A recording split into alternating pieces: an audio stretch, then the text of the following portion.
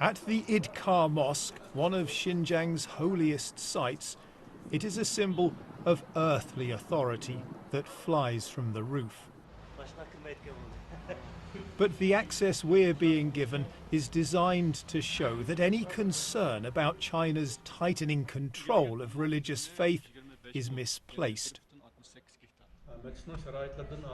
With the government-approved imam denying, for example, that long beards are now banned in Xinjiang.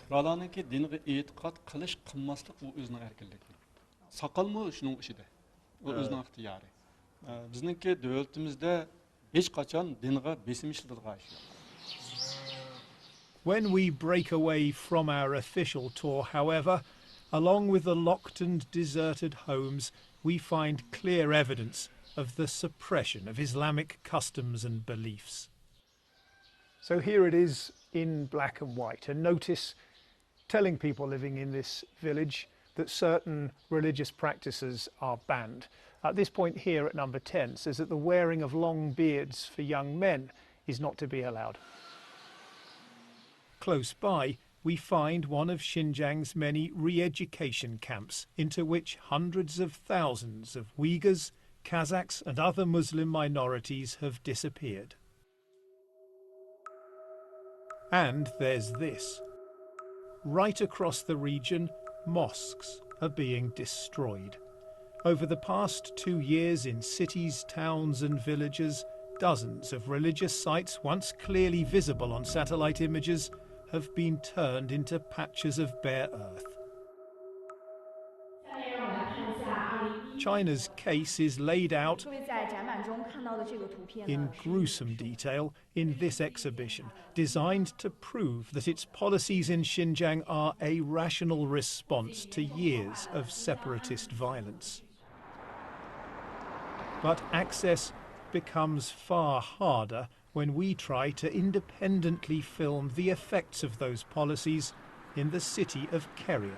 为什么我们不会去清真寺吗？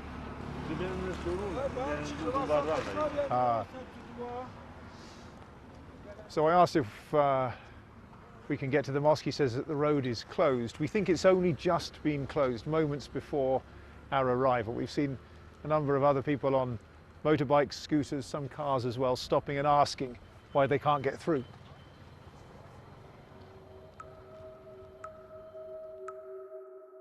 We're hoping to find out what's happened to this, the gatehouse of the city's Aitika Mosque. Its distinctive shadow shows it was still standing in late 2017, but now it's gone, overwhelmed by the surrounding commercial development. We managed to get close enough to film some of the building work.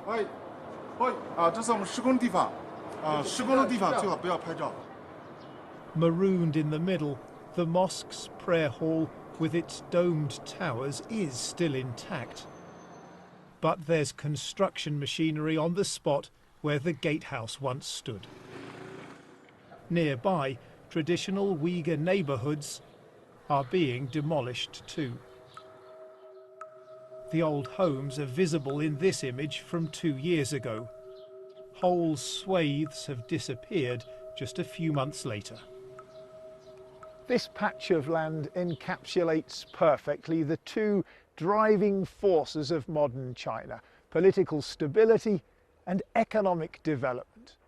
There's no doubting that these neighbourhoods were poor, but by demolishing them, by repressing the faith of those who lived in them, and by forcing hundreds of thousands of them into re-education, the concern is that a whole history and culture are being wiped out.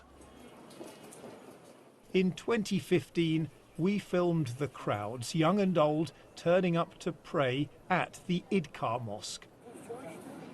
Beards were easy to spot. 4 years on, the faces are clean shaven. And this is the scene just before prayer time. Inside, a few elderly men gather in silence.